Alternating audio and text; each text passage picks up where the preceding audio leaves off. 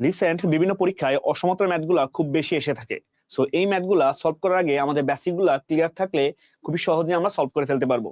এখানে বলা আছে আমার যে equation x square plus 6x minus 27 is less than 0, এই অসমতাটির সমাধান সেট নিচের কোনটা হবে?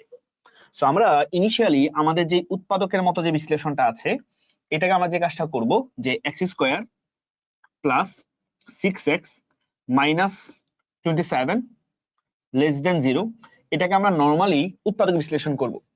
যখন আমরা যে উৎপাদক বিশ্লেষণ করি 27কে আমরা এমন ভাবে দুটো সংখ্যা আকারে ভাঙবো যাতে যোগ বা বিয়োগ করলে মাঝের সংখ্যা 6 হয়।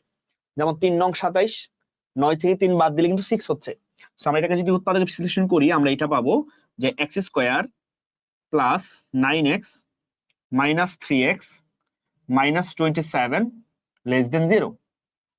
এখন এই প্রথম দুইটা থেকে আমরা x কমন নিতে পারি।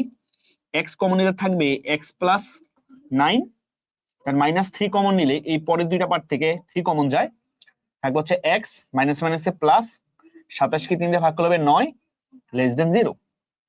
তো এখানে আমরা দুইটা উৎপাদক পাইলাম, কমন ইনটু আনকমন, যেটা হচ্ছে x প্লাস 9 হচ্ছে কমন আর আনকমন হচ্ছে x minus 3 less than 0।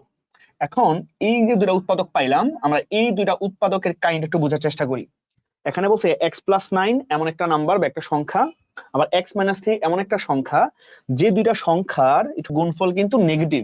Less than 0 মানে কি শূন্য থেকে ছোট, শূন্য থেকে ছোট মানে হচ্ছে সংখ্যা হচ্ছে নেগেটিভ। তো কখন দুইটা সংখ্যার গুণফল নেগেটিভ হয়? যখন একটা প্লাস একটা মাইনাস হয়। তার মানে এই x প্লাস 9 এই ভ্যালুটা যদি পজিটিভ ধরি আমি, তাহলে x এর মান কি আসতেছে? নেগেটিভ 9। ঠিক সেম ভাবে আবার এই x মাইনাস 3 এর ভ্যালুটাকে আমরা এখন ধরবো হচ্ছে নেগেটিভ, কারণ এটাকে প্রথমটাকে আমরা প্লাস ধরেছি, তাহলে পরটা অবশ্যই মাইনাস হবে।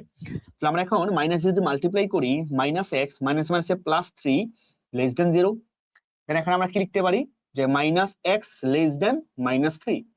আমরা অসমতা একটা প্রপার্টি জানি যে উভয় পাশে মাইনাস বাদ দিলে চিহ্নটা চেঞ্জ হয়ে যায়, তার মানে এই x গ্রেটার দেন 3 হবে। বুঝা গেছে?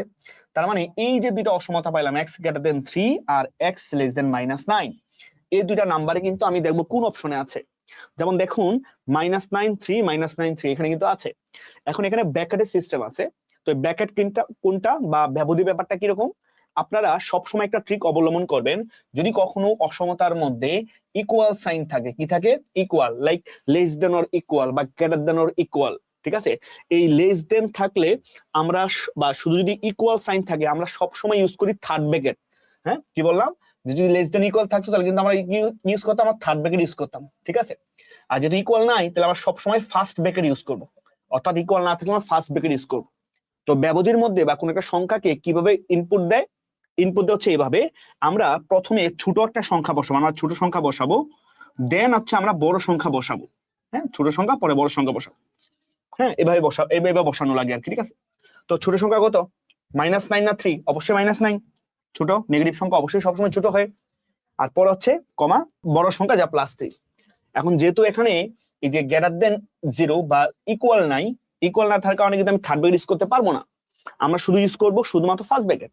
তার মানে মাইনাস 9 3 হবে কিন্তু ফার্স্ট ব্র্যাকেটের মধ্যে হবে, সেই কারণ হচ্ছে এটার অপশন হচ্ছে আমাদের অপশন বি।